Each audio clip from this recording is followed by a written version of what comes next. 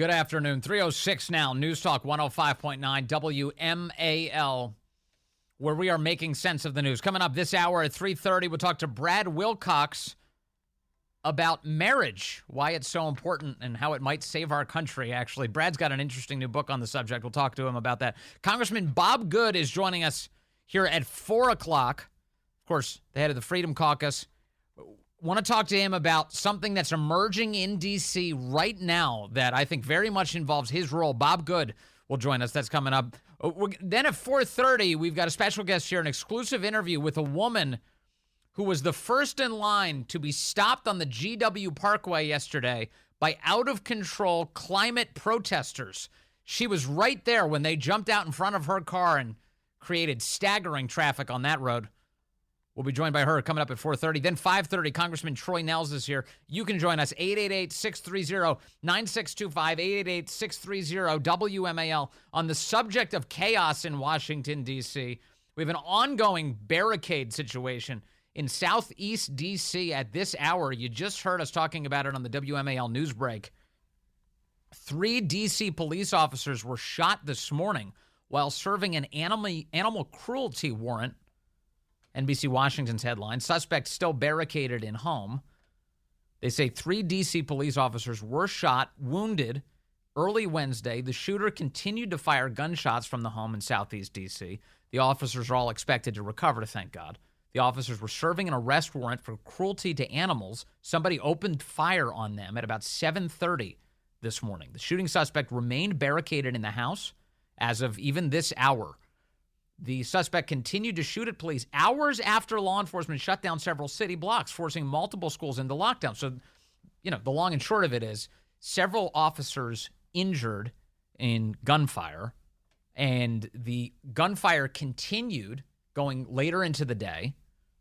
And there have been, local video cameras, people capturing this. I saw one Ring video camera or something that was capturing some of the audio of the shooting itself. And the person who was sharing it with the media didn't want credit. They didn't want anybody to know their name, but they were sharing it. Just imagine living in that situation. So you're worried that there will be repercussions if your name comes out, having shared the footage of the shooting that just took place in your neighborhood. It's a bad situation, certainly in Washington, D.C. broadly, in Southeast D.C. in particular. The 3 officers who were shot, all expected to survive, D.C. police confirmed. 1 officer shot in the hand, another shot in the foot or leg. 1 officer was struck twice, but his ballistic gear stopped the bullets, according to the D.C. Police Union chairman, Gregory Pemberton. So that's all important details here. Also, a 4th officer, you may have heard Rachel just mention, was injured but was not shot. That can happen. You can twist an ankle when things start going on. And like that, like when you're panicked, you want to get out of harm's way. Not clear on what happened there, but a 4th officer injured. A Humane Rescue Alliance employee was with the cops as they tried to serve the warrant, was not hurt. Okay, here's the deal. If this guy is still barricaded and he's still shooting from inside the home out at the law enforcement response, blow up the house. Blow it up.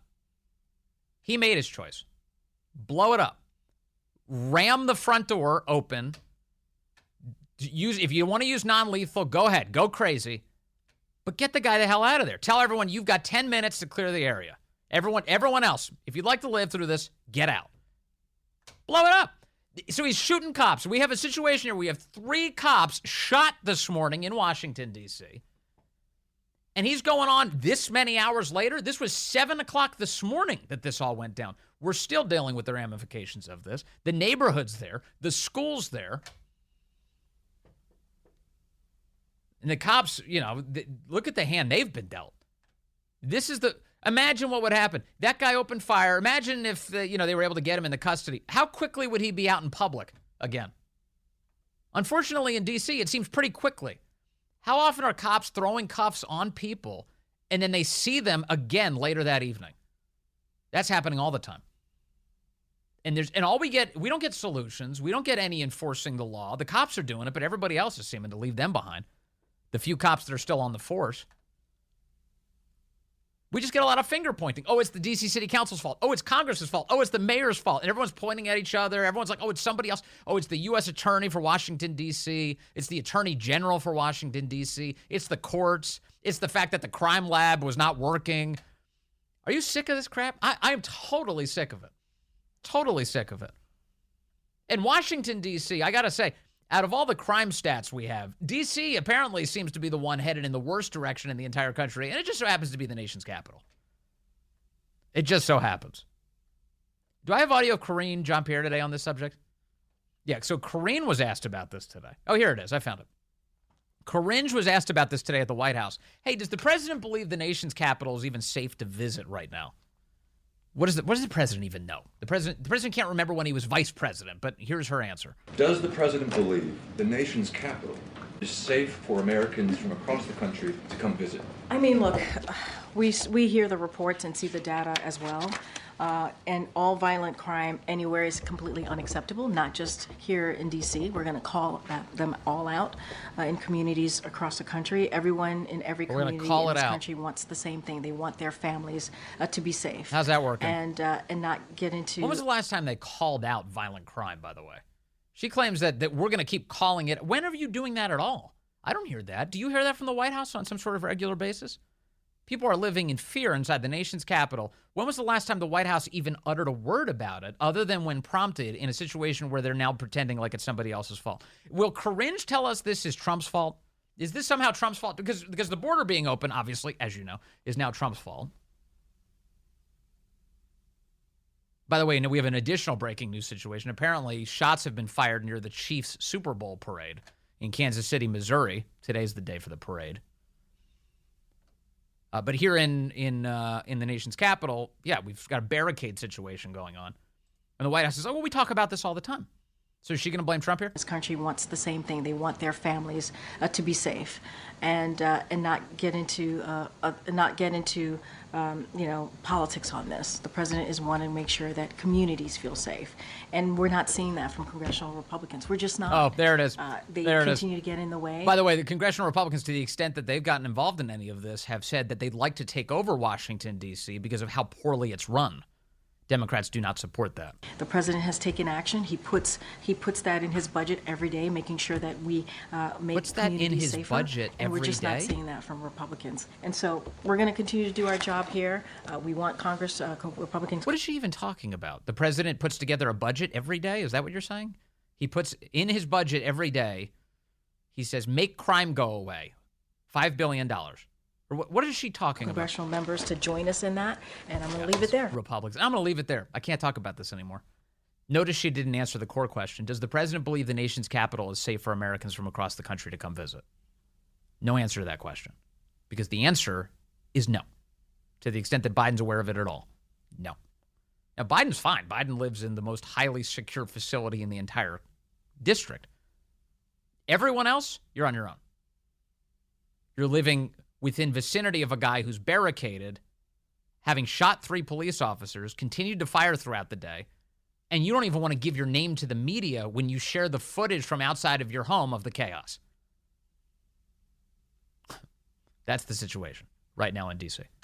All right, let's see here. I've got some calls coming in on this subject. Again, an ongoing situation. If we get any updates on it, of course, we'll share them with you. Either here on this program or through the WMAL newsroom. Steve in Gaithersburg on line 2. Steve, good afternoon. You're on the Vince Coglianese Show. Hey, good afternoon, Vince. Where's the social workers? We should have social workers surrounding that building to talk this guy out. Yeah, we're the violence interrupters. Yeah. Yeah. And what about the mayor? Why isn't the mayor down there trying to? We have a whole ward locked down, and the mayor is where? What's she having lunch somewhere? Yeah, she should be. She's probably painting another mural on the ground, to celebrate the riots that are going on around the city. It's crazy. Yeah, that's right. Why don't we just send somebody over there to like talk this guy through his feelings? Maybe we can end this whole situation. It's another red letter day for Washington, D.C. Congratulations, Mayor. Congratulations, County or City Council. I know. Steve, thank you. It's a frustrating situation, again, don't we? Everyone always talks about all this military equipment the police have. Oh, how come we're militarizing the police? Well, then let them use it. Let them drive the tank to the front door right now. This guy, he's barricaded and he's shooting out at the cops. Yeah, I mean, if anybody who's earned it, it's this guy. It's this guy. Michael's in Baltimore on line 1. Michael, you're on the Vince Coglianese Show. Hey, Vince, thanks for taking my call. Yes, sir. Right before you came on, I was listening to the news feed, and they were discussing the D.C. crime bill, and two things really jumped out at me. The first was they want to redefine what it means to carjack. So I guess that's their solution to the carjacking, is just redefine what carjacking means. Mm-hmm. And then the second one was they said that they're going to make wearing a mask for the use of a crime a crime. Well, is it the crime? So my thing is, if I go rob a store and I end up getting caught, but I'm wearing a mask, they're just going to reduce it to committing a crime while wearing a mask, and say they're charging everybody, but still not addressing the issue is how I see it. But I'd like to hear your thoughts. Yeah, I mean, look, it's been illegal to wear masks into all sorts of places all across the country for a long time. They have mask laws, all anti-mask laws across the country, because typically a mask is associated with a bandit, a thief, somebody who's trying to commit a crime, someone who's trying to conceal their identity. And then when the pandemic came around, they decided, you know what, our culture is now a mask-wearing culture. So everyone can get away with wearing masks all the time for no reason whatsoever as they go into banks and stores, convenience stores. And, of course, what has happened, Michael, as you know, there has been a follow-on incidents of crime. And now, like, the fact that they're even concentrating on masks is so stupid, because you have plenty of these kids who are committing these crimes without even wearing masks. They're not even trying to cover their faces in many cases, because the consequences are that small to carjack someone or to rob a CVS. They're just riding in on their bicycles. They bring in like a pillowcase, they fill it up, and they leave, and they don't wear a mask at all. So it's the whole thing is crazy. It seems like they're focused on the wrong stuff, Michael. Who got paid to come up with, hey, I have a great idea, we're going to make committing crime with a mask on illegal? I mean, forget about the crime. Let's worry about the mask wearing part. I know. How about just prosecute crimes, hold people accountable? Thank you, Michael. Yeah, it's the same thing with like hate crime provisions. Not only did he commit a heinous crime, it turns out he also had a terrible thought as he did it. What? A terrible thought? What are you policing his thoughts for? Did he or did he not commit the crime? Oh, he did. Okay, throw the book at him. That's how it's supposed to work. But, then the left gets involved. I'm like, well, we have to think about what he was thinking about when we assess this. Let's see. John is in Kensington, line 2. John, good afternoon. You're on the Vince Coglianese Show. Hi, Vince. Thanks for taking my call. Yes, sir.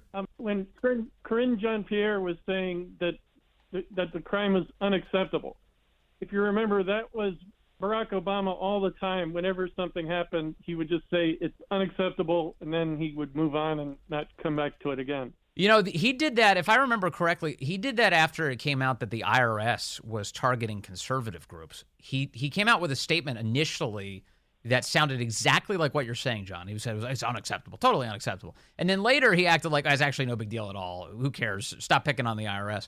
But you're right. That was an Obama-ism. And remember, Corinne did work for Obama. Maybe she picked it up from him. She must have. Yeah. No, that's a smart point. Yeah. No, it's totally unacceptable. They just feel like moral condemnation is the only role that they need to play. Everything else, who cares? They don't actually have to do anything to fix it. John, thank you. Let's see. I do have a bunch of stuff I have to get to today. We're going to keep an eye on this story. Also, again, some breaking news out of Kansas City as well. Apparently, shots were fired near the Chiefs Super Bowl parade today. If we get any updates there, also, I'll be sharing them with you. And the Congress is up to something really suspicious today. They claim the House Intel Committee is preparing to brief all congressmen, all of them, on a very urgent national security threat, they say. This comes at a really suspicious time. Really suspicious time. And my hunch is that it involves robbing you of liberty in a pretty brazen way right now. So I'm going to get to that.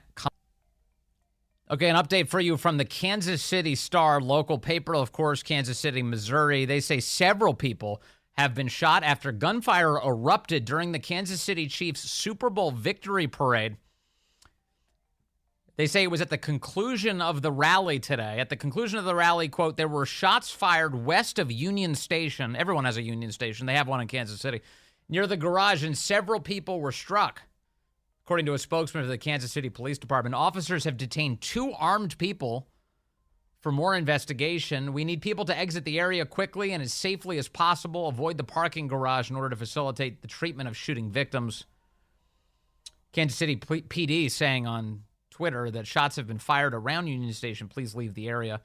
They say at this hour that they're uncertain how many victims were even hit by the gunfire, but scanner traffic indicated that there might have been as many as 9 people shot. Yeah, the scanners are hard to follow and get accurate information on. There's lots of people listen in on these police scanners. You can even do it on the internet for most cities and follow along, but you can't just take what you hear over a scanner and then instantly conclude that it represents reality. A lot of confusion, especially around events that involve guns going off.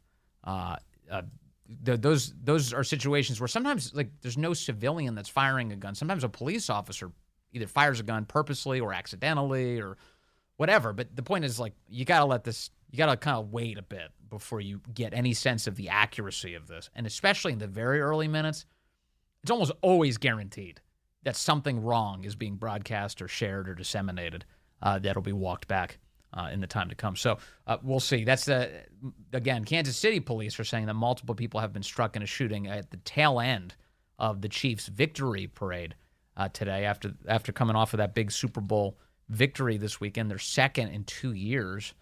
Kansas City all pumped up about that. But, more crime in America in a place like Kansas City, Missouri. And meanwhile, of course, here in D.C., we still have a barricade situation in Southeast D.C., as a guy opened fire on cops today who were responding to an animal cruelty warrant this morning, waiting on updates there as well. Hey, look, coming up, I do have to get into what the House Intel Committee is doing today. There's something suspicious about all this because the White House is claiming they initiated the security panic. They say that they were preparing to, as of they will tomorrow, brief Congress on an emerging, important foreign threat that they really need to know about right now. The House Intel Committee has turned around and said, hey, we're telling everybody about this right now. I want to brief all these members of Congress on this urgent threat. Interestingly, Congress is currently debating this very week just how much more liberty they want to take from you. And this really is coming at a fascinatingly convenient time for the people who like taking liberty away from you. We'll get into the details. Brad Wilcox joins us next as well. We talk to him about Americans, elites, marriage, families, and saving civilization. That's ahead.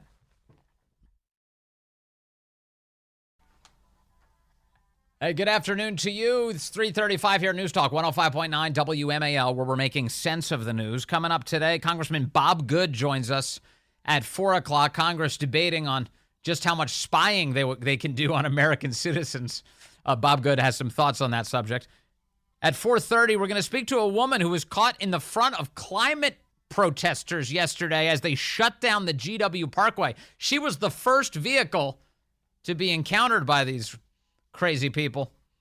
And boy, she let them have it. We'll talk to her about that. And then Troy Nehls, the congressman, joins us at 5:30. You can join us at 888-630-9625, 888-630-WMAL. For some people, marriage is very good for them. For many men, it's a civilizing force, I can say with some experience. But what does it do for society? Well, that's the subject of my next guest's brand new book. It's called Get Married: Why Americans Must Defy the Elites, Forge Strong Families, and Save Civilization. Brad, good to talk to you today, sir. Good to be with you, Vince. So, Brad, that seems like a pretty big task. When I got married, I didn't realize that saving civilization was a part of the role.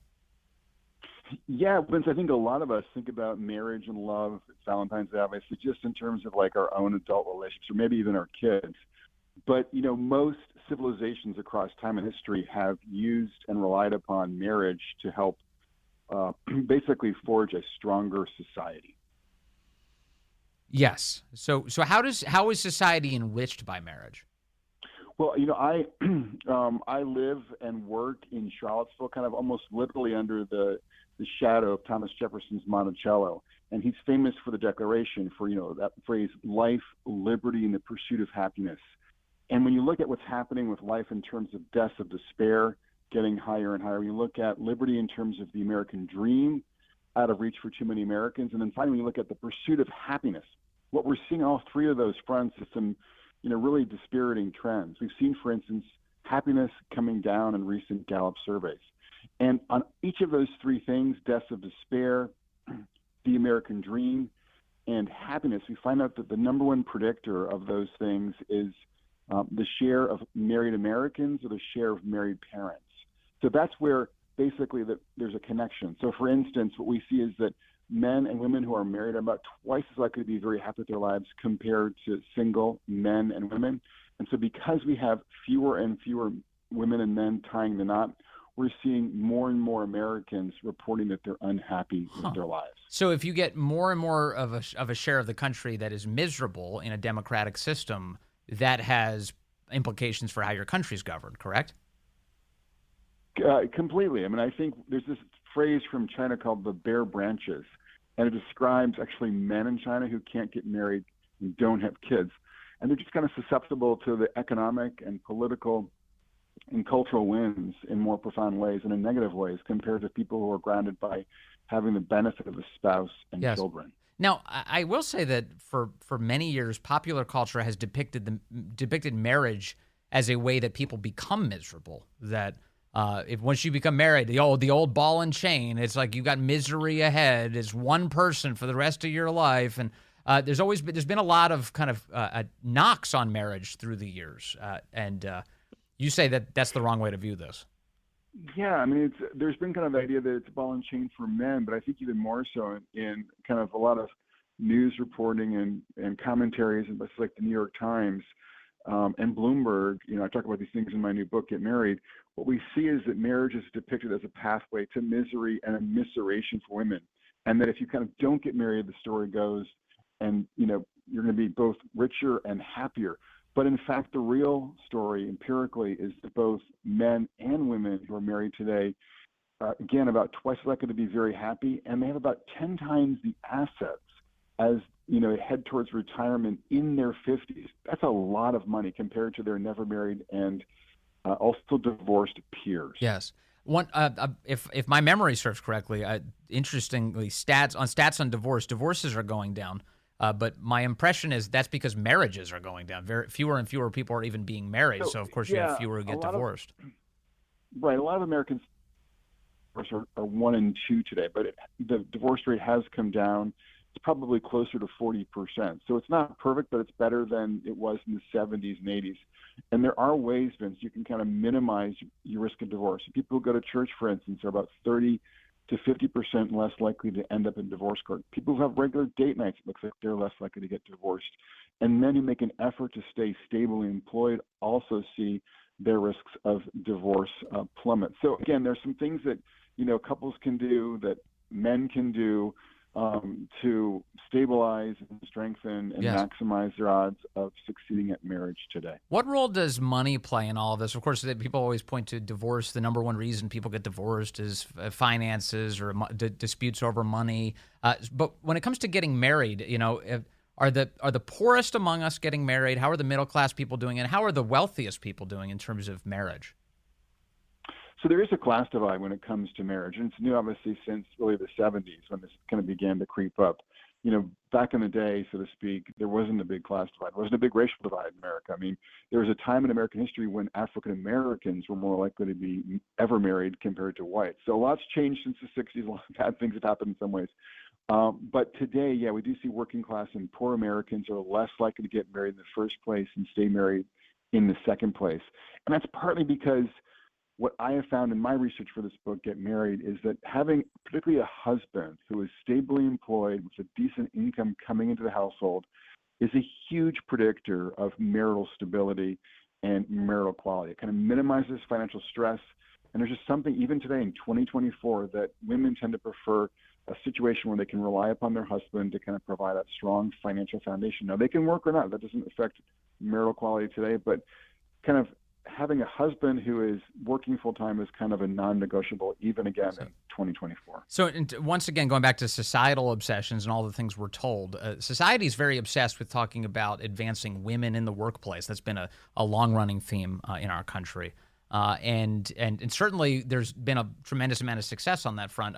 Women graduate college at much higher rates now than men do. Women are flourishing in the workforce, no question. But you also have economic indicators like prime age males are just falling out of the job market entirely. What role is all of that playing in terms of the likeliness that anybody gets married to begin with? That's a huge part of my story in Get Married. And that is that one big reason why women are not getting married is that they can't find men who are reliable breadwinners. And again, this is more of a problem in working class and poor circles, not surprisingly. But there is kind of more of a class dynamic today on that score than there was obviously like 60 years ago, when basically all men pretty much worked full time. Whereas today what we're seeing is a lot of guys who don't have college degrees are not working at all or working part time. And that's, a recipe oftentimes for relationship distress, for not getting married in the first place. Yes. And also for getting divorced in the second place. How true is it that women want men who make more than they do? So we getting married, that still is a predictor of getting married. But when it comes to once you are married, I was kind of surprised to find that didn't really matter. But what did matter was that, again, he was stably employed in full-time work. I think it's kind of like a signal that he is reliable, both in general, but then also in terms of his financial ability to contribute to the family. Got it. Well, the book, fascinating. I mean, this is one of the most important topics you could possibly imagine. And I know, Brad, you are so good at digging into the details. It's called Get Married, Why Americans Must Defy the Elites, Forge Strong Families, and Save Civilization. Brad, thank you for writing this book and for joining me today to talk about it. I really appreciate that. Thanks, Vince. I appreciate it. Of course. Yeah, that's Brad Wilcox, and he's a professor of sociology and the director of the National Marriage Project at the University of Virginia. And again, such an important topic because it forms the basis for a lot of the chaos you see going on around you. Just forget like all the other big policy debates that everybody's having. Just like, what do our families look like? What does the smallest unit of government in our society look like right now? How healthy is that going, that project?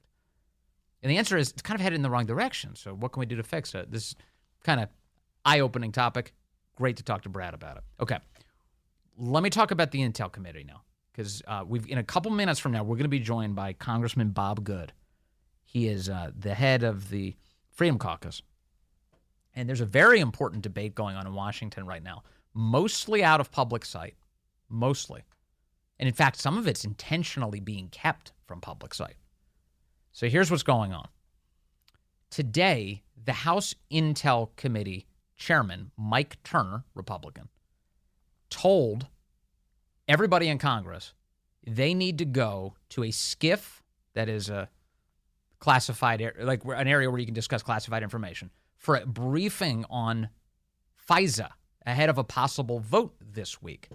Okay? So remember in December we were talking about how Congress was preparing to reauthorize warrantless spying on American citizens under the guise of the Foreign Intelligence Surveillance Act, right? The law says they can spy on foreigners, but they use it to spy on American citizens, and they do it without a warrant. Look at Carter Page. Look at all of the people around the Trump campaign who were spied on. This is how they did it.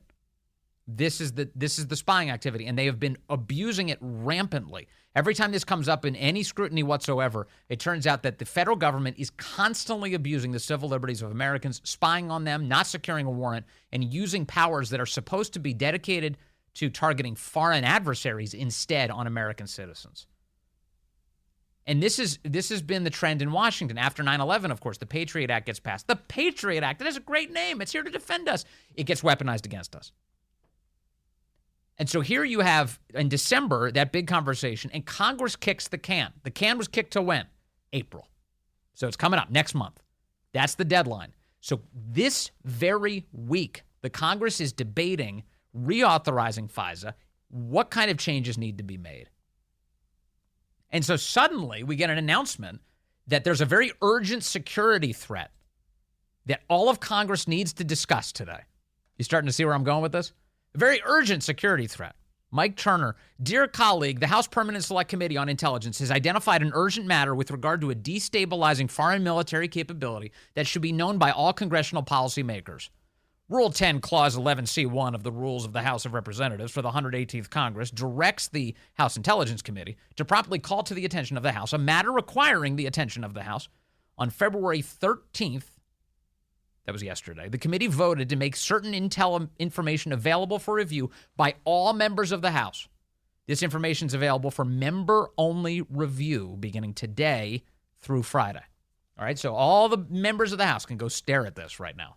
What is this urgent intel? Well, interestingly, after he released this statement today, a reporter at the White House asked this very thing of Jake Sullivan, who is the national security advisor. He stepped up to the microphone today to answer a couple of questions about what's going on. And when he answered, he wanted credit for this. He said, no, this wasn't Congress's idea. This was our idea. Okay, this is starting to get more interesting. So the White House is the Biden administration who's orchestrating this big theatrical exercise of warning the public about some sort of national security threat. Here's Jake Sullivan today. Shortly before you came out, Congressman Mike Turner issued a statement saying that President Biden should declassify intelligence related to a, quote, serious national security threat. What can you say about the threat and what the administration plans to do?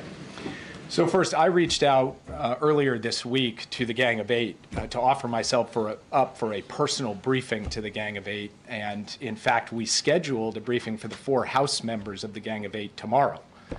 That's been on the books. So I am a bit surprised that Congressman Turner came out publicly today in advance of a meeting on the books for me to go sit with him alongside our intelligence and defense professionals tomorrow. That's his choice to do that. All I can tell you is that I'm focused on going to see him, sit with him, as well as the other House members of the Gang of Eight tomorrow. And I'm not in a position to say anything further from this podium. So you see what's happening. He's not going to tell us anything else, but he's like, wait a second. He can't take credit for telling people about this urgent threat. That's a White House thing. We came up with the urgent threat, and we are briefing Congress about it tomorrow. How dare he tell everyone that we have an urgent threat, which we absolutely do, and it was our idea, the urgent threat. Okay. More follow-up questions to Jake Sullivan. This is also bizarre. Turner calls this an urgent matter with regard to a destabilizing foreign military capability. Are you aware that there is an emerging serious threat here that he's referring to? Again, I'll just say that I personally reached out to the Gang of Eight.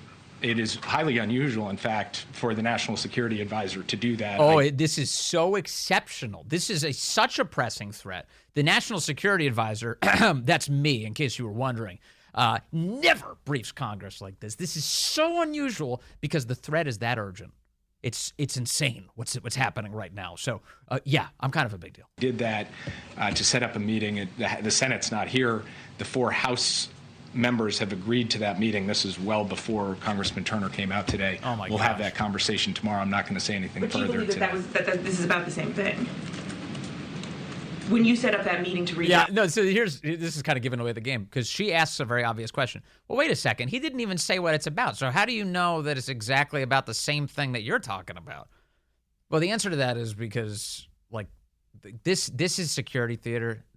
I feel like they're all coordinating this together. And Sullivan says, well, he obviously knows this is a great question because everyone's speaking like in circles about this. She's like, well, how do you know you're talking about the same thing? To them, were you intending to discuss this matter? Well, I'll leave it to you to draw whatever connections you want. All I can say is I reached out to see Turner. Turner's gone out publicly. I'm going to go see Turner tomorrow. Okay. That's where I want to leave things for today. Blah, blah, blah. All right, so here's what's up. Fox has a report now. Jackie Heinrich has talked to at least one. It sounds like a lawmaker at least, but she says a source.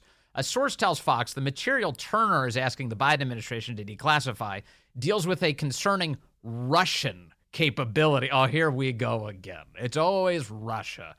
Russia, the country that tows its aircraft carriers around because they don't move on their own speed.